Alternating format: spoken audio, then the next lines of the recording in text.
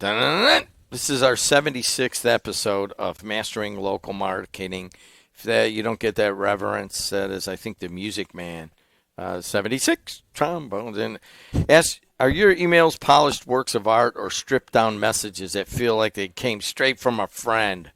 The format you choose can impact whether your message gets delivered, opened, clicked, or ignored. In this episode, we explore the pros of both fully designed HTML and then plain text emails. You'll discover, quote, 1, which one builds trust and increases the chance of deliverability. Number 2, when branding matters, one is clearly the answer. And number 3, why time and effort might push you one way or another.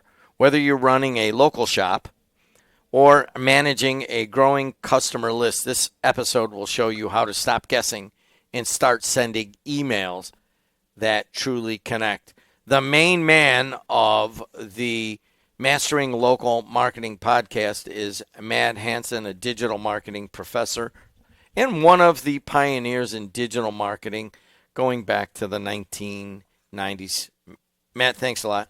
Thanks for dating me. I appreciate that. And I was on the way in, and I'm telling the marketing department out here that if we're going to do this podcast, please get some sort of free advice from the digital marketing guru as he leaves after the podcast, because we're starting up our own newsletter. I had no idea that that's what we're going to talk about.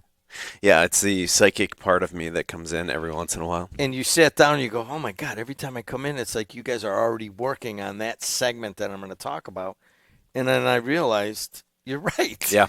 And I'll just tell you that we do all these games all weekend long and have all these things going on. And then people are like, well, what's coming up? What'd you do? So we're basically going to do a summary newsletter that's going to start next week. So this is very timely. First of all, explain to folks the difference between HTML and text. Sure. So HTML stands for Hypertext Markup Language, which is basically just computer language to build pretty looking websites and emails and things like that. So I apologize for the voice today. I'm getting off of a cold last week, and you still hear it, and lots of traveling yesterday down to Raleigh and all of that. But when we talk about HTML versus a traditional kind of text email, the emails that you send on a daily basis to your friends, to your family, to all, to your coworkers are just text, right? So you type text in there, you send it, off it goes. Nothing pretty, no images, no layouts, none of that. From an HTML standpoint, what we're doing is we're creating a much prettier version of an email that goes out there. And there's been this argument back and forth for years, and it continues today. And it was all about authenticity and how it looks. And there's a bunch of different websites out there, that will show you beautiful emails that people send. And then there are other people out there that will tell you that, yeah, that's great, but, this and that, it'll get flagged and all these other things, right? So there's this ongoing argument, and I think really what it comes down to is a variety of different characteristics, different things that we need to talk about today.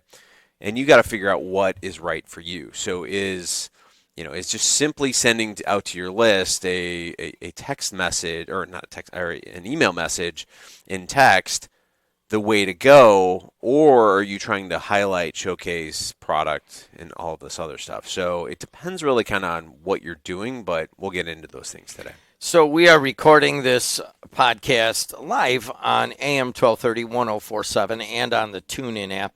Also, we are live on YouTube. You can go to WJOB 1230 on YouTube, and you'll be able to watch us live and comments or whatever you might want to do. You'll also be able to find it afterwards. If you want to catch this podcast anywhere you get your podcasts, Apple, Spotify.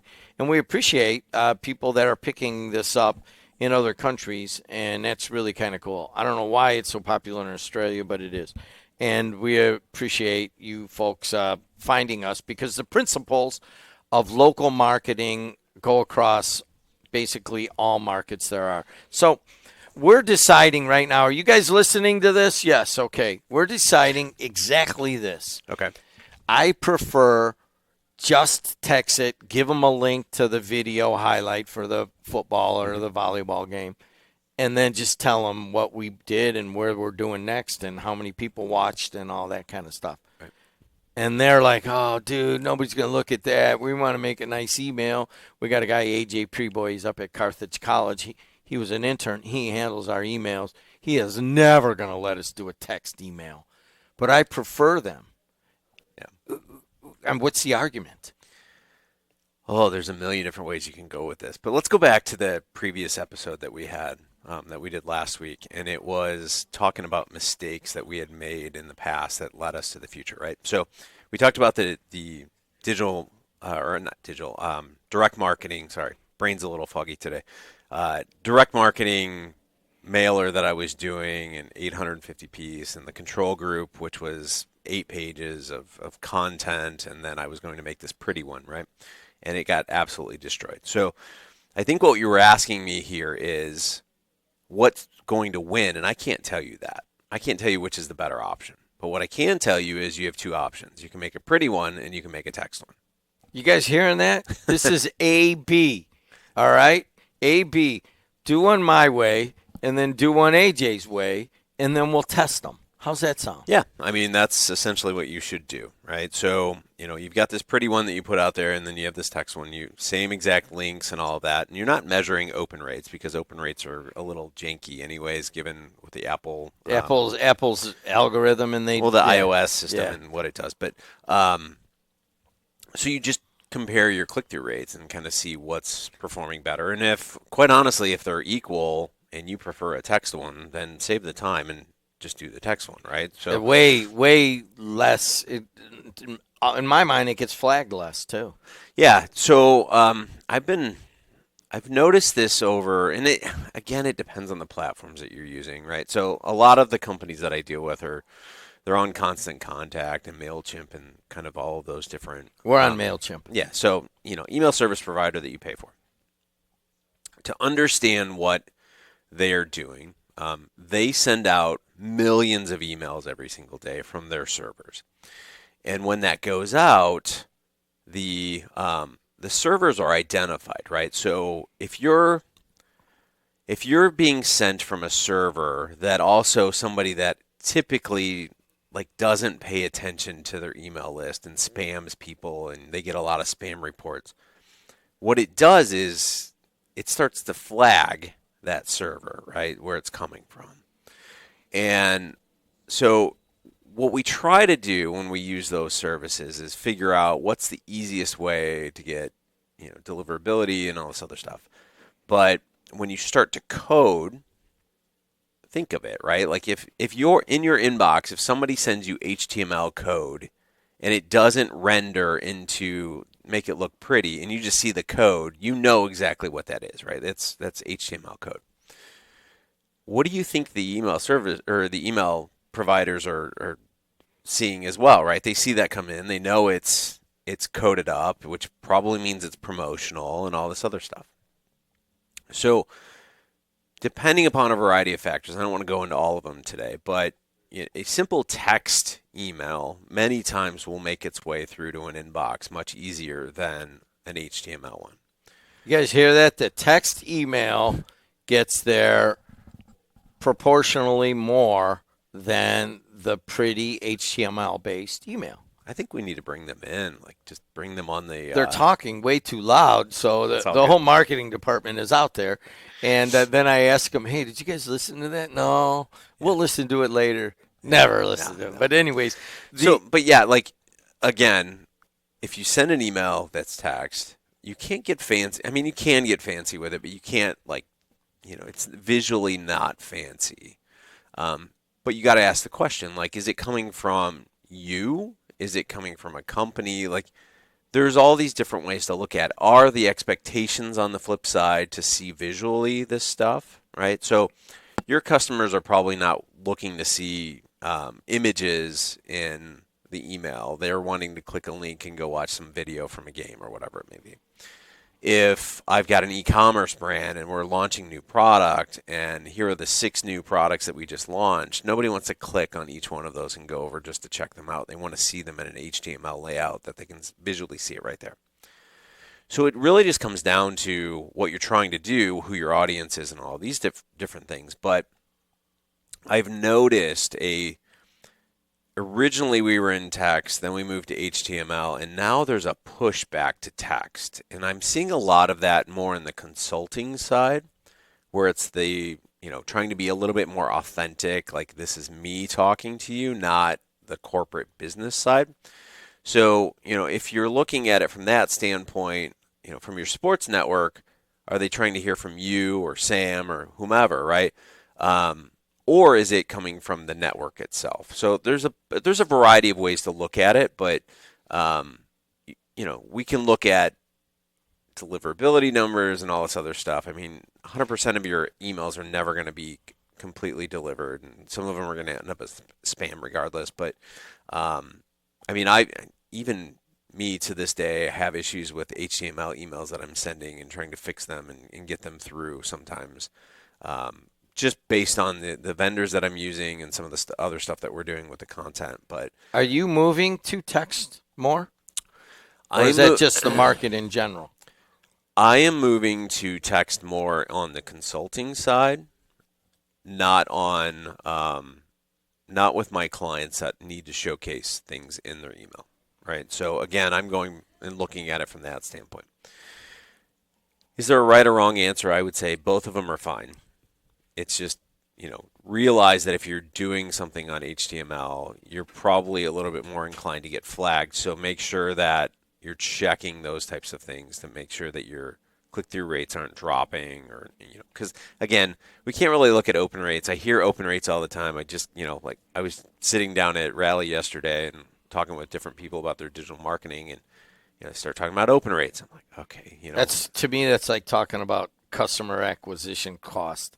It's so subjective, it means nothing. But anyways, open rates is not the thing to look at. Your click-through rate is the better gauge of what's going on. Yeah. I mean, if again, if you're sending messages to people and they're not clicking through to what you're trying to get them to do, you're failing anyway. So let's talk. All right, say you do want to send an HTML text, and I'll give you an example.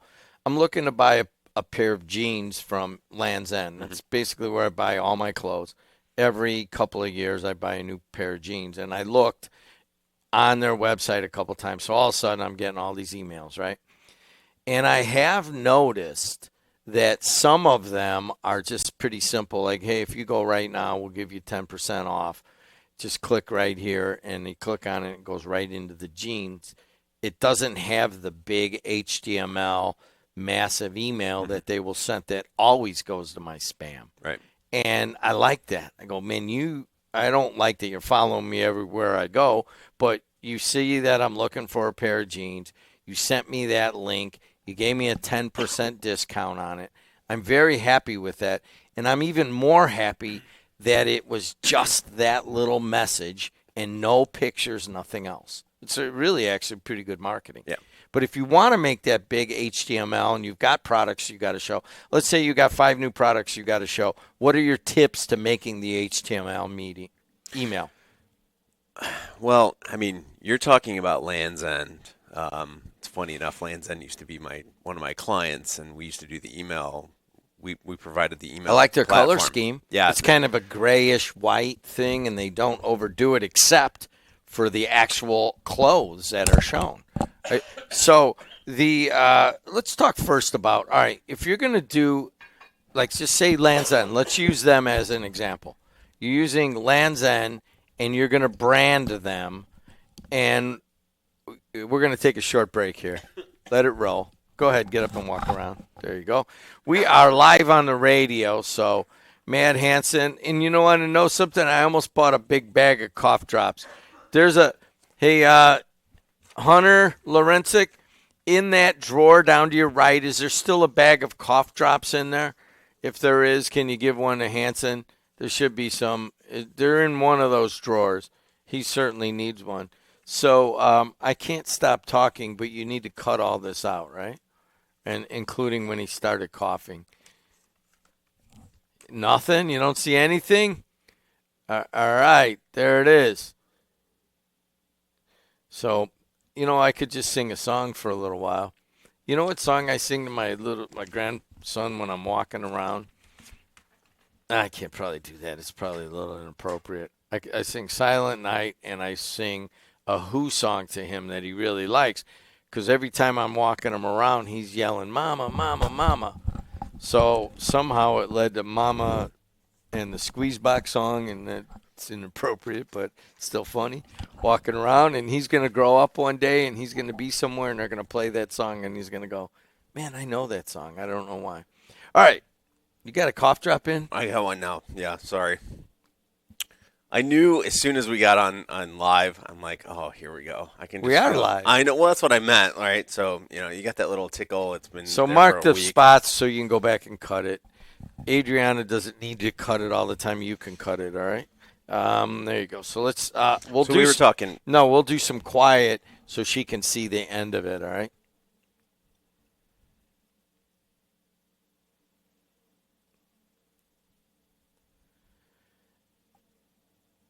So the pros for HTML lead back to the branding. Mm-hmm. Explain that. So if you are, I had this conversation yesterday with a company. They were talking about branding and how they were building all of these different things, right? When you send your email or when you send any kind of marketing out, it should revolve around your brand. You should always see You guys this. hearing that? Always come back to the brand. You should always have your brand, right? So it doesn't matter if it's email. It doesn't matter if it's a conversation that you're having. It doesn't matter if it's a business card that you give to somebody. Each and every instance that you provide where you are interacting with a potential customer or an existing customer should be some kind of branded piece. Should be on point every single time. So when you do email, if you are very visual, if you have lots of wonderful colors and, you got this logo that is very, pops and all this other stuff, yeah, you should have branding in there, right? So HTML allows you to do that. If you are, let's say from my point of view, if you're somebody that is having a conversation from a consultant point of view and you're sharing information with different people, do I need the branding? Probably not, right? Because I am the brand of who's talking to them, right? And it's me. I'm a human being. I can build a logo of myself if I really wanted to, but it doesn't make, a whole bunch of sense. So when you see a lot of coaches, consultants of those natures, they don't necessarily need the branding part of it. From Land's End and what I know about them, I mean, if you've ever been to Dodgeville, Wisconsin, it's this enormous complex. They have their own doctor and dentist and everything else. I mean, it's just huge. It's kind of like, on a mini scale of going to Google's campus, which I've been to. It's exactly the same thing, Yeah. right? They put countless time and effort into their emails that go out. We spent, I kid you not, probably a week implementing one thing for a back-to-school email that was going out, and it was just coordinating and making sure that everything was kind of working together. So, going back, how important is branding? If it's important to you, it needs to be in your email. If it's not important to you, if you don't have this brand that is really kind of, that you're proud of, that whatever, or you don't need to do that, then, go with a basic text email. It's fine. So when you're doing the HTML pretty email, how important is it to have some sort of interactive element that, a button? So,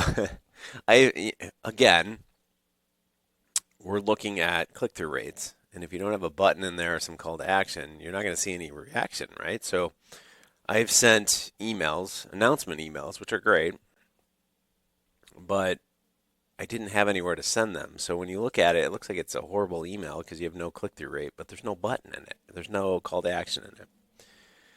If you really want to measure how well your email is going, you can't look at open rates. So you got to have something to, click-through rates and what's important and all that, right? So from this standpoint, if you don't put a call to action in there, you don't put any links in there, you don't put any tracking in there, you have nothing to compare to, right? So you don't know how well it's doing and all that. So always make sure that you put those call to actions in there. So let's switch over to the text email. The text email, we've gone through a lot of it, less likely to be caught in spam filters, that kind of stuff. The message, though, is especially from your consultant side, and I've seen a couple of your consultant emails, they seem to be much more personal. Almost like it's almost a personal email. How do you create that feeling? It's authenticity. It's email is, I don't want to put this, it's personal. And it's a two-way communication between two people. What most people try to do is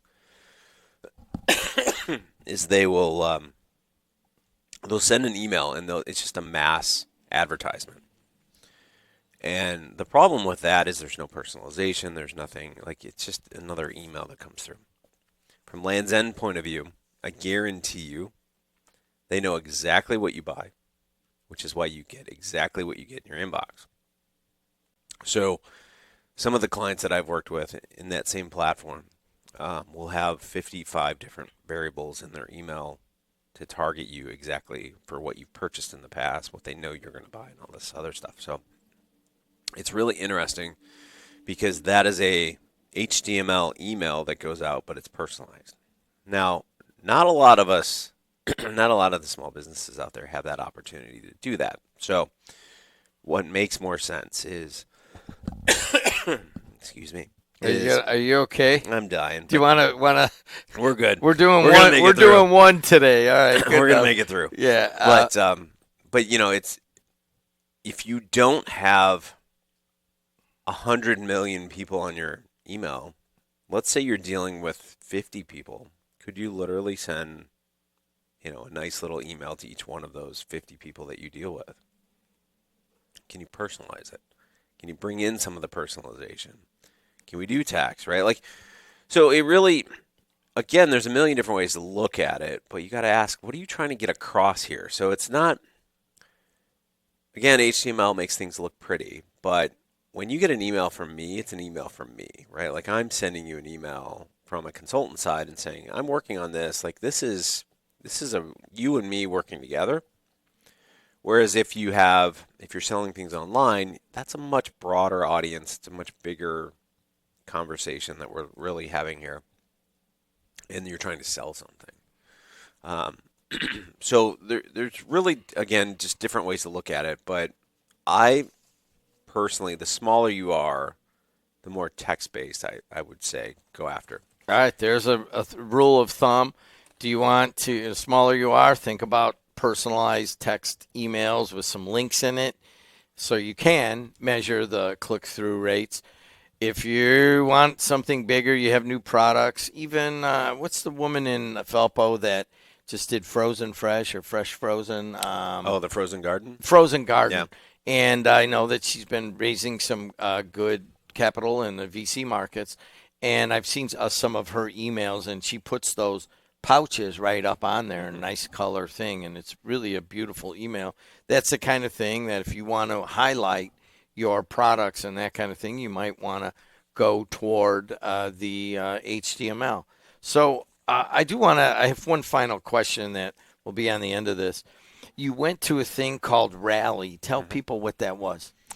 Yeah, so Rally is basically the culmination of entrepreneurship in the Midwest. And it is an event that is run through Indianapolis. And I ran down there yesterday. I woke up at 4 o'clock in the morning, drove down. Mr. Wonderful from Shark Tank was there. And O'Leary. And, it's a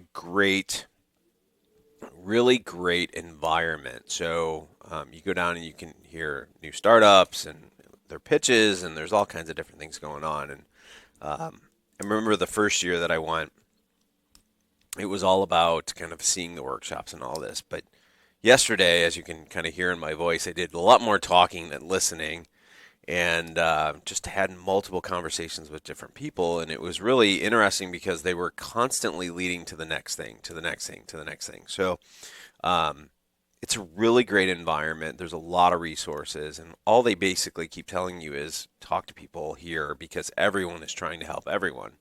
And it's funny because the people that put this on, will come to our area, and we had a meeting probably about a month ago, and we all kind of talked about what we were doing in the local environment, which then led us down the path to where we're working with a couple other nonprofits at this point, and it's led down to a variety of new opportunities for everyone. So it's really kind of a cool environment. You learn a lot of things, you hear a lot of new ideas, you see a lot of tech, and that was really fun. But I probably spent a good 5 hours yesterday talking with companies about their digital marketing and what they could do and things like that. So it was really exciting, but we'll see where it goes from there. So what we're talking about is we're up here in the northwest tip of Indiana on the campus of Purdue Northwest in our studios here, the Strachan Van Til Studios. We actually rent from the university, and it's a highly technical university, and it has helped us grow our own business. But Indianapolis is more of the Midwestern hub almost at this point of venture capitalism, innovation, certainly sports tech and ag tech, and sales with Salesforce there. It has kind of made itself its own innovation cluster. They host Rally Innovate. I did not go. A couple guys from our team went, and they have not returned. And I'm just a little bit curious to see if their voices are as hoarse as yours are right now, because evidently there's a lot of talking going on down there. Yeah. So he's Matt Hansen. This has been episode 76. It was the very first time that Matt Hansen's voice was coming and going. If you're listening at it as a podcast, you're not going to hear that. But if you caught it live, you had a couple interruptions, and you were able to push through it. Thanks a lot, Matt, for pushing through this episode. I told you we'd get through it. All right, man. Thanks. Until next time, see you later.